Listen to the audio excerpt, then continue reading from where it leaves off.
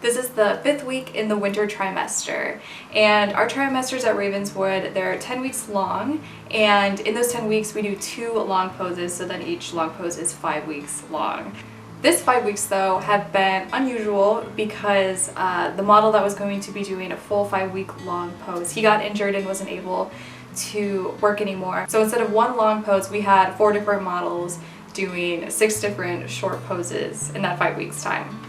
Bryan finished up his pose for us. I'm really happy how this one turned out. I feel like I got the gesture and the movement of his body and the head, shoulders, hips, knees, ankles, and feet. They're all making sense and working well together. With his pose though, I was really struggling with his feet, making his feet look like they are sitting on the same plane and they're holding all of the tension and weight of his body. The last day, all through the pose, I kept it pretty simplified because I was still kind of figuring out what his legs are doing with the one leg that's holding all of the weight and then the relaxed leg.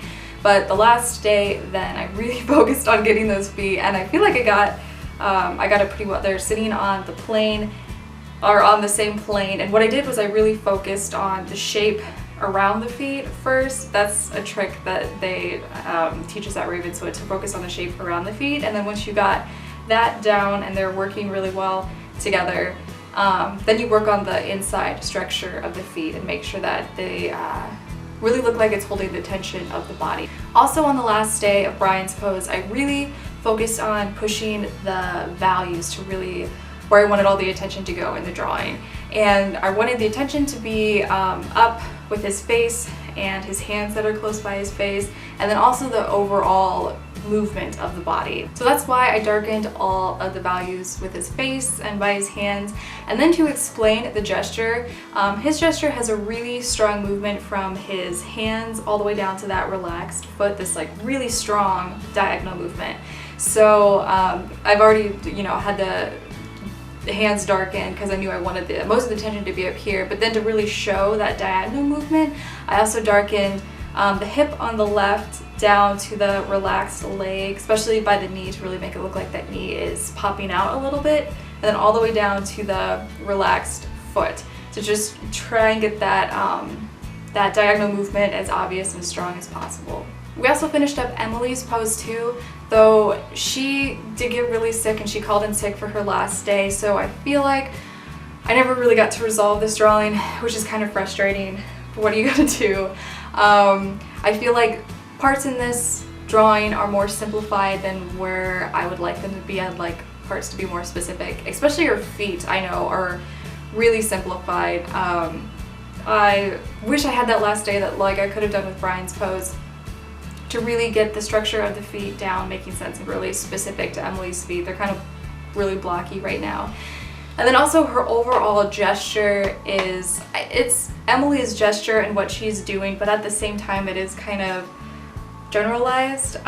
It's showing the movement of her body, but if I had that one more day, I would have, I really like showing overlapping lines that are expressing the muscle and bone that's like right beneath the skin. That I think when you are expressing really specific overlapping lines, it just strengthens up the gesture. It makes it more beautiful drawing because it's more specific, but then also makes it more interesting because it's really specific to the model that you're drawing, not just a girl that's in that pose, but like specifically Emily. So yeah, I mean, I'm overall pretty happy with this drawing. I just wish I had one more day on it. So on Monday, the day that I'm posting this video, we're going to be starting the long pose for the next 5 weeks. That's going to be finishing up the trimester, and I'm so excited for this because I will be able to paint the figure. Then I didn't have enough time to paint last time because we just had so many short poses, but it was just practicing a lot of the transfer drawing that I'm going to be applying finally now to this long pose, so I'm really excited to start that. Okay, and the foot cast. What to say about the foot cast? I wanted to finish this painting about 2 weeks ago. I'm still not finished with it, and last week was just a really bad week for me. I was in like a dark place, and just painting was just not making sense, and it was really hard and frustrating. It was just like even a struggle just to stay at school and paint and work on it. I just didn't know what to do with it, but I had a lot of long conversations with Mad Magda about painting and just trying to figure it out more. And I think what was really screwing me up with this is I was really focusing on temperature a lot and the literally applying the paint to the canvas.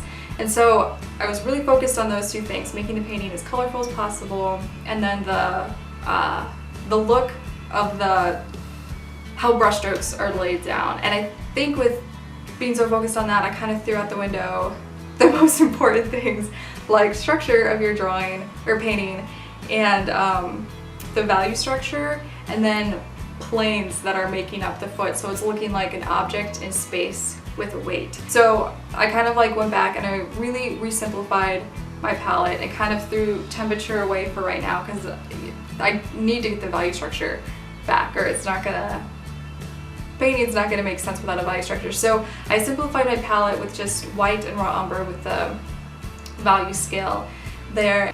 But so the overall goal of this foot cast is just to express an object in space with weight. So I'm gonna really try and finish it up this next week just so I can start another one, because I think I just need to start one that just start fresh and take it from there.